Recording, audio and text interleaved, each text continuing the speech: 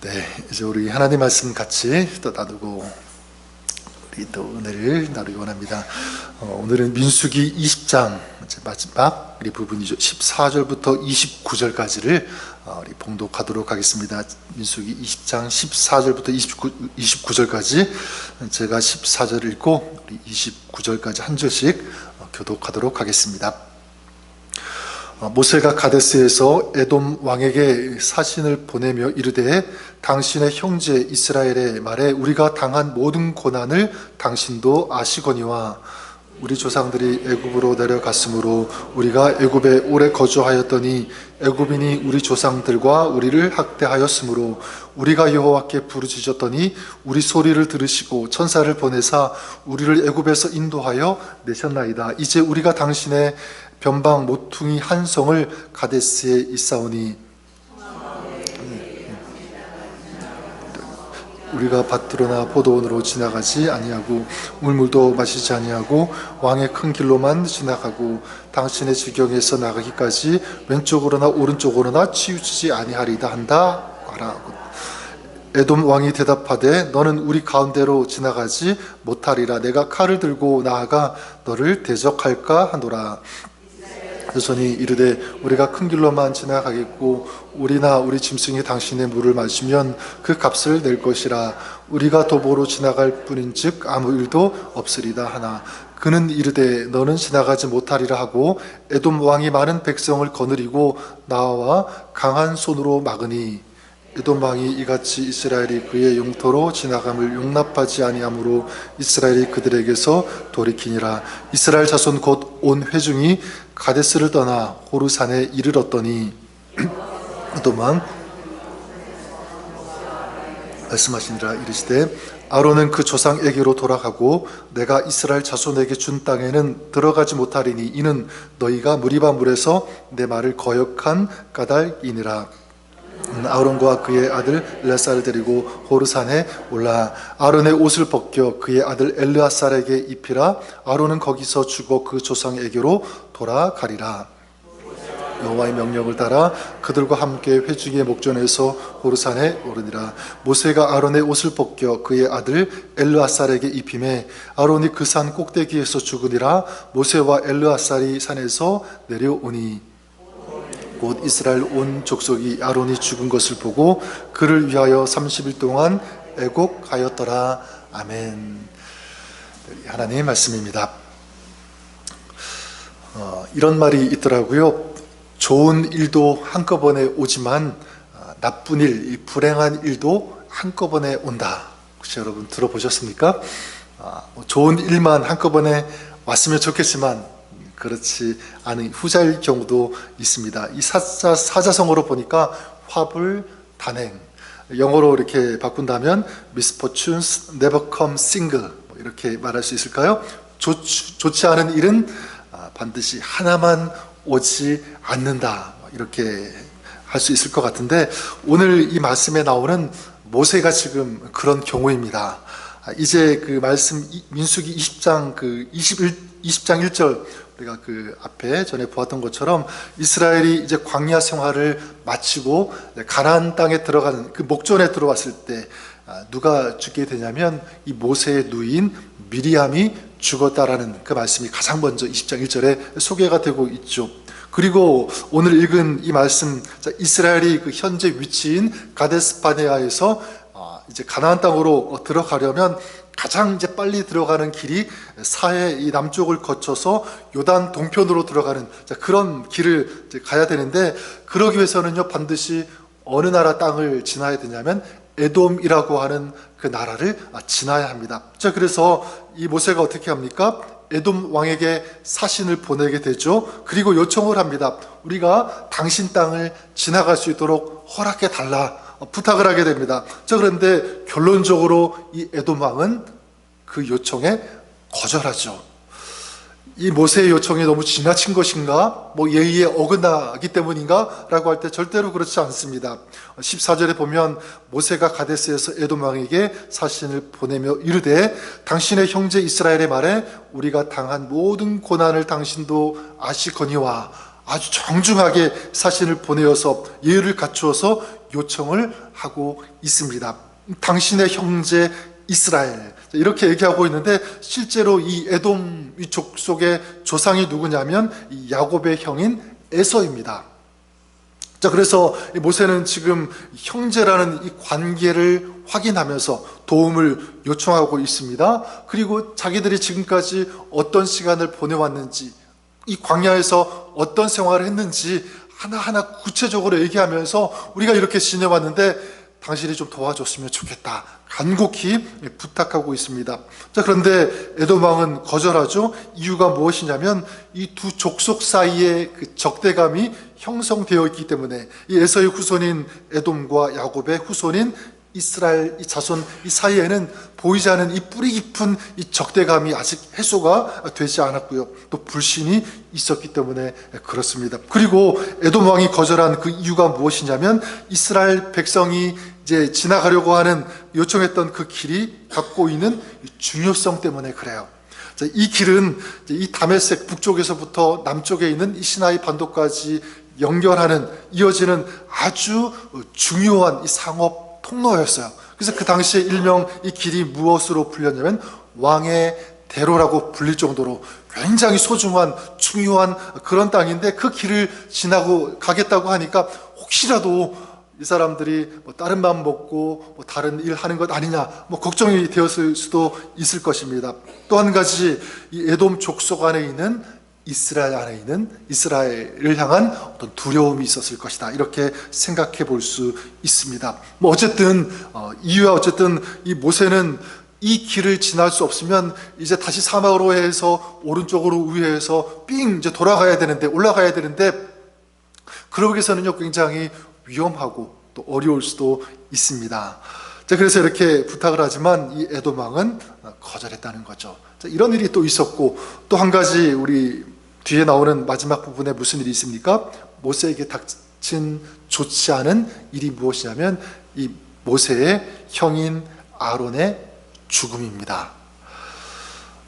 어제 그 말씀 읽었던 것처럼 이 무리바에서 이 하나님의 말씀대로 하지 않았다는 그 이유로 이 모세와 아론이 가나안에 들어가지 못한다는 그런 말씀을 들었고요. 이제 그 말씀대로 아론이 먼저 이 가나안에 들어가기 전에 죽고 묻히게 된 것입니다. 그래서 이스라엘 백성들이 며칠 동안 애국했냐면 30일 동안 애국할 정도로, 그러니까 모세에도 큰 슬픔이었겠죠. 굉장한 아픔이었고, 나도 이제 이 아론처럼 들어가기 전에 죽을 수 있다는 어떤 그런 생각을 갖지 않았겠습니까?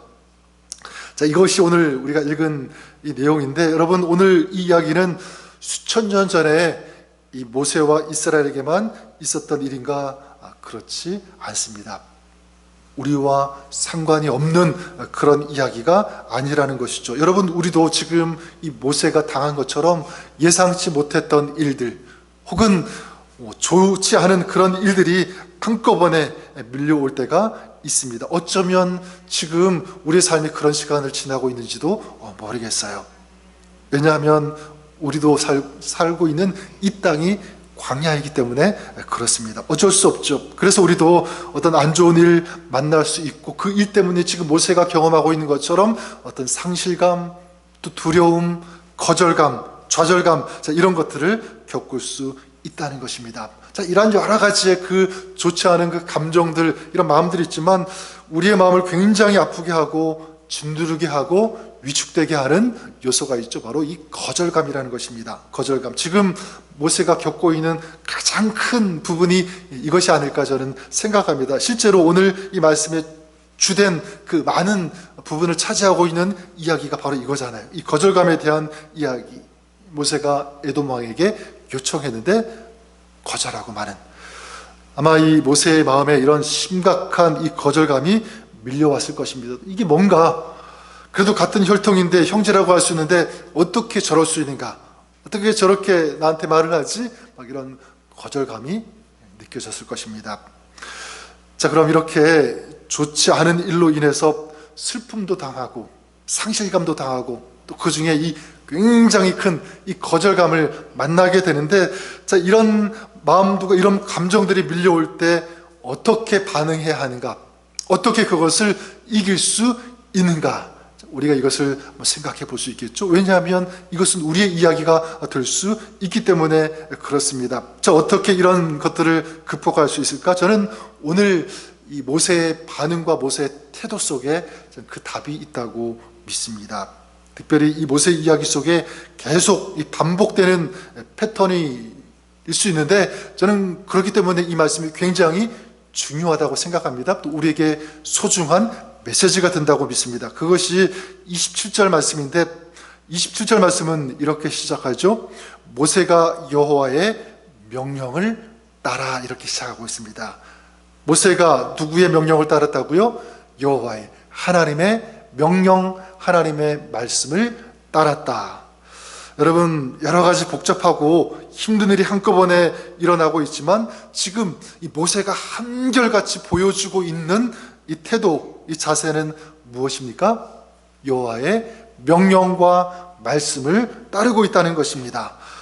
문제는 여러 종류로 다양하게 일어나고 찾아오고, 그래서 마음의 아픔, 어떤 슬픔, 좌절감, 이 거절감을 줄 수 있지만, 근데 모세는 그 가운데서 변치 않고 계속 붙잡고 있는 것 무엇이었습니까?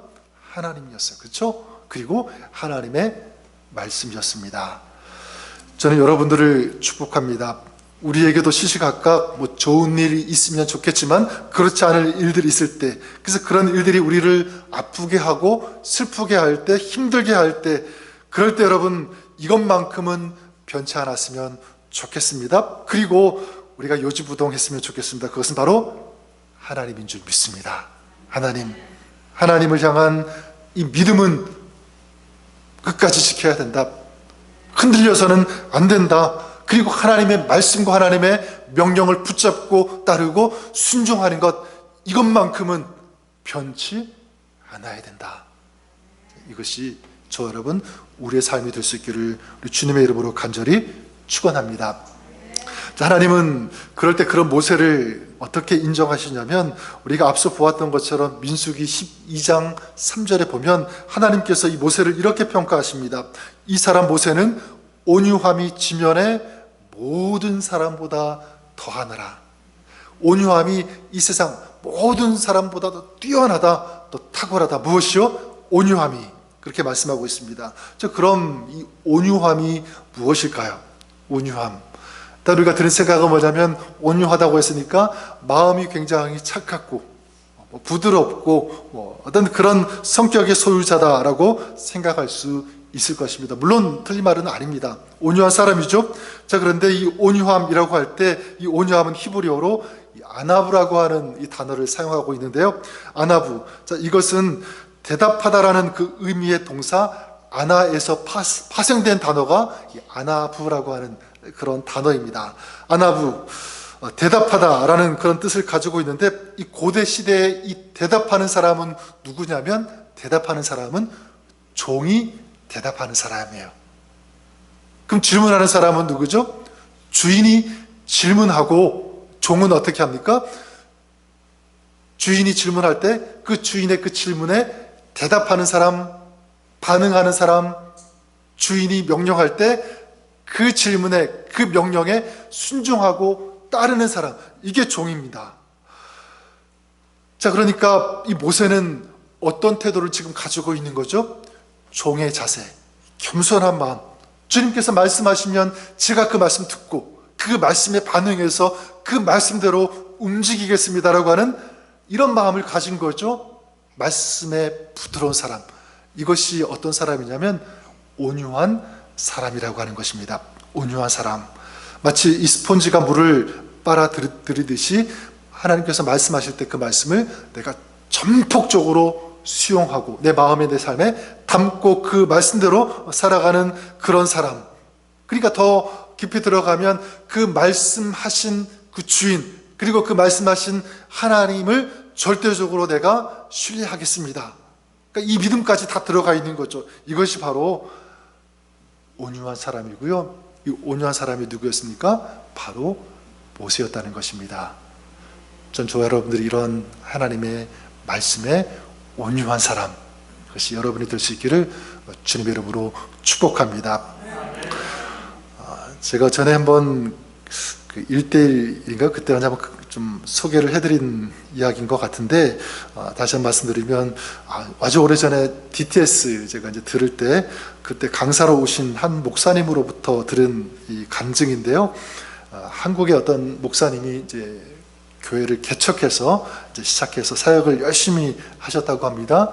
그 새벽 예배, 철야 예배 쭉 이제 예배를 드리고, 아직 사역자가 없으니까 이 목사님이 직접 차량을 운전해서 성도님들을 태워오기도 하고, 또 예배가 끝나면 이제 또 태워서 또 이렇게 운전을 해드리고 이런 사역까지 했는데, 어느 날 이 새벽에 이제 성도님을 이렇게 태우다가 이제 운행을 하고 이제 돌아오는 길에 어떤 사고가 나는데, 어떤 연세 드신 분 한 분을 차에 치였다는 거예요. 가벼운 사고지만 이게 복잡하게 이게 꼬여가지고 유치장에 이제 들어가게 되었다고 합니다.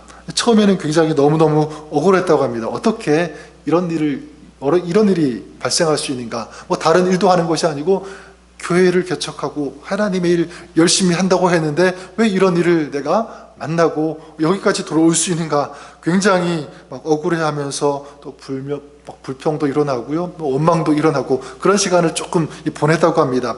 자, 그런데 한 일주일, 2주 후에 갑자기 이제 이런 마음이 들었대요. 어떤 마음이냐면, 이렇게 원망만, 불평만 하고 앉아 있다가 달라지는 것이 뭐가 있겠는가? 그러면서 기도를 하기 시작했대요.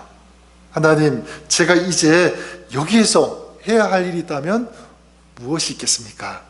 기도를 했는데, 그때 이분 마음에 누가 생각이 나냐면 사도 바울이 생각이 났대요. 바울은 어떻게 했습니까? 감옥에서도 찬송하고 기도하고 예배하지 않았습니까? 그래서 그때부터 이제 이분도 그렇구나, 내가 여기서 찬양하고 감사하면서 기도하면서 여기 있는 사람들에게 전도해야 되겠구나, 그런 마음이 들었다는 거예요. 그래서 열심히 이제 같이 그 유치장에 있는 또 방에 있는 사람들에게 하나님의 말씀을 전하고 가르치고 전도하기 시작했대요. 근데 너무너무 그 시간이 재미있는 시간이 되었다고 합니다. 왜냐하면 밖에 있으면 누구 만나려면, 신방하려면 여기저기 찾아가고 운전도 해야 되지만 그 안에서는 그럴 필요 없잖아요. 그냥 바로 앞에 있는 사람들에게 말씀 전하면 되고, 또 누구에게 말씀을 전하고도 다른 사람에게 전해야 되면 차 타고 가는 것이 아니라 그냥 엉덩이만 돌리면 또 다른 사람 만날 수 있고, 그리고 새 가족도 계속 끊임없이 들어오고 너무너무 좋았다는 것입니다. 그래서 몇 주 후에 이제 은혜 가운데 이게 잘 합의가 되고 풀려났다고 합니다.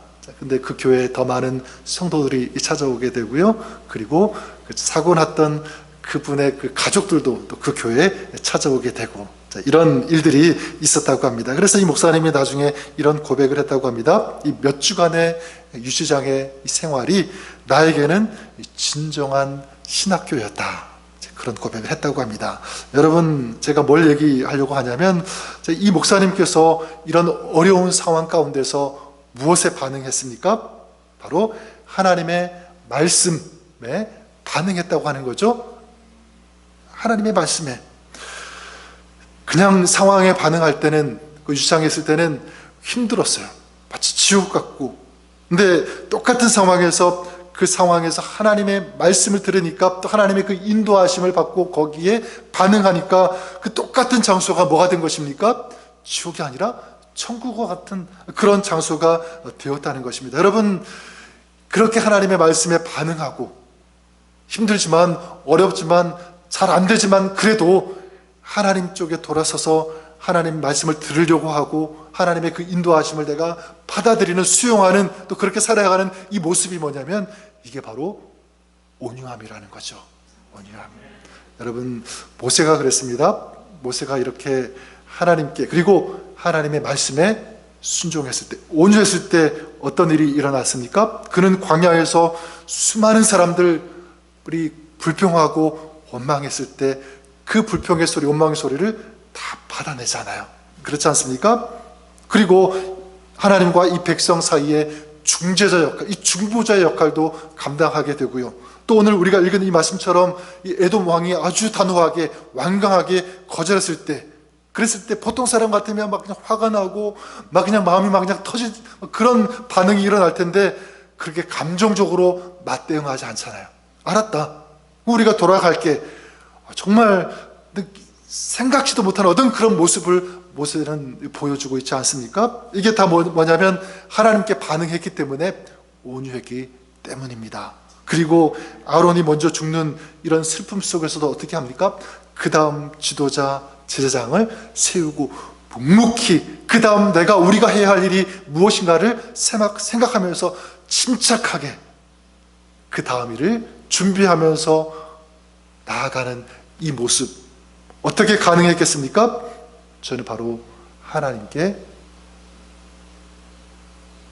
이 온유한 마음이 있었기 때문에, 온유함으로 하나님께 반응하고 하나님 말씀에 반응했을 때, 상황이 아니라, 문제가 아니라, 지금 내가 만나고 있는 거기에 신경 쓰는 것이 아니라 철저하게 정말 변치 않는 그 마음, 그 믿음, 하나님을 향한 이것이 있었기 때문에 그런 아름다운 역사 모세는 감당할 수 있었다고 믿습니다. 우리 사랑하는 성도 여러분, 저는 저와 여러분들이 그럴 수 있기를 바랍니다. 여러분, 혹시 불평하고 원망하고 그래서 거절감, 슬픔, 이런 마음들이 우리 속에 올라올 때, 여러분 그런 상황 속에서도 한 가지 꼭 기억했으면 좋겠습니다. 나는 온유함으로 반응하겠다. 아니, 나는 온유한 사람처럼 살겠다. 누구처럼요? 모세처럼 하나님께 나아가고 하나님을 붙잡고, 그래서 하나님께서 들려주시는 그 말씀 그대로 내가 살아가겠다고 하는 이 마음이 있을 때, 이 온유함이 있을 때, 저 여러분, 우리들도 그런 상황 속에서 넘어지는 자가 아니라, 패배하는 자가 아니라 그 속에서도 승리할 수 있는 그런 사람이 되는 줄 믿습니다. 하나님께서 그 인생을 축복해 주실 거라고 믿습니다. 그리고 가장 아름다운 길, 가장 최선의 길, 그리고 축복의 길로 그 인생과 그 가정과 그 삶을 주님께서 인도해 주실 것이라고 믿습니다. 오늘도 이런 온유한 성품, 온유한 믿음을 가지고 나아가는, 그렇게 살아가시는 우리 저와 여러분, 우리 모두가 다 될 수 있기를 주님의 이름으로 간절히 축원합니다. 기도하겠습니다. 하나님 아버지, 미리암이 죽고 또 간곡한 요청에도 거절당하는 이런 일들, 또 형제 아론이 죽는 이런 여러 가지 슬픈 또 어려움 가운데서도 하나님 앞에 나아가고 하나님을 붙잡고 또 말씀을 듣고 경청하는 이 모세의 온유함이 오늘 이 광야의 시대를 걸어가고 있는 우리의 영성이 되기를 간절히 소망합니다. 하나님, 오늘도 정말 누구보다도 온유한 사람, 이것이 우리의 이름이 되게 하여 주시옵소서. 우리의 삶이 이와 같이 되게 하여 주시옵소서.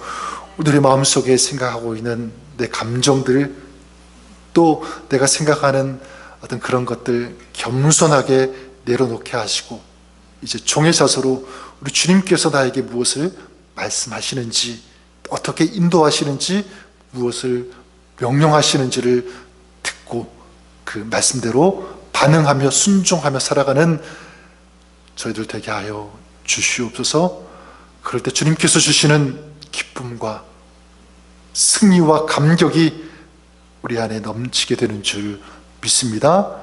이런 은혜의 삶을 살아갈 수 있도록 우리 하나님 역사하여 주시옵소서. 축복하여 주옵소서. 예수님 이름으로 기도드립니다. 아멘.